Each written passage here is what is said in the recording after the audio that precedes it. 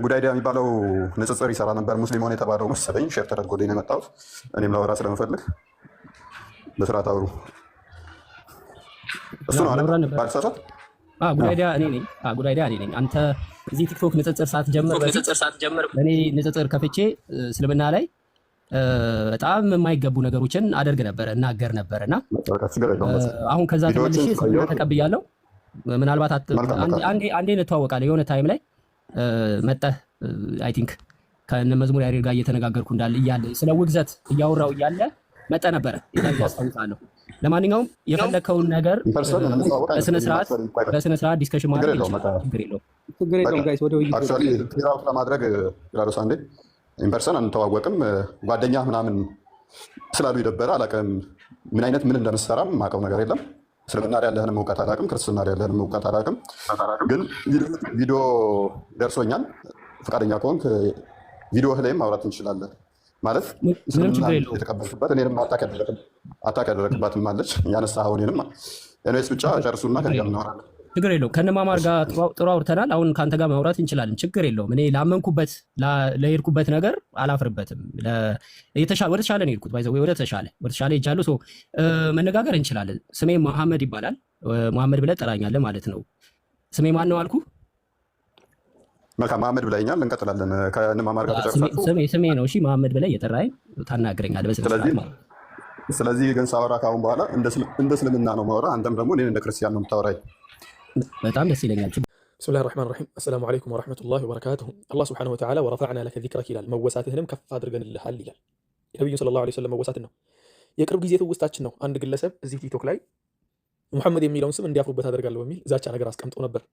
እንዳልሆነ ወንድሞቻችን አሳይተውታል። ሁላችንም እንደምንኮራበት ማንም የፈለገውን ቅጥፈትና ውሸት እንደለመዱት ማለት ነው ቀጣጥፎ ቢናገርም የነቢዩን ሰለላሁ ዐለይሂ ወሰለም ስም መኩሪያችን የምንወደው ለልጅ ልጆቻችን የምናወርሰው ስም እንደሆነ አሳይተናል በደንብ አድርገን።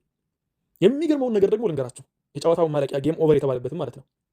ትናንትና ያ ግለሰብ የነቢዩን ሰለላሁ ዐለይሂ ወሰለም ሙሐመድን ስም እያጠለሸ በነበረበት ሰዓት ከሱ ጋር ሆኖ ሙስሊሞችን ሲከራከር የነበረው አሁን ላይ ወንድማችን የሆነው አንዱ ወንድማችን በቅርቡ ትናንትና ከትናንት ወዲያ እርግጠኛ አይደለሁም እዚሁ ቲክቶክ ላይ ልጁ በዛተበት ፕላትፎርም ላይ ያን ነገር በዛተው ልጅ ፊት ለፊት መጥቶ ሙሐመድ የሚለውን ስም እንዳወጣ እንደሰየመ በግልጽ ተናግሮ ስሜም ሙሐመድ ሆኗል፣ ሙሐመድ ብለህ ጥራኝ አለው።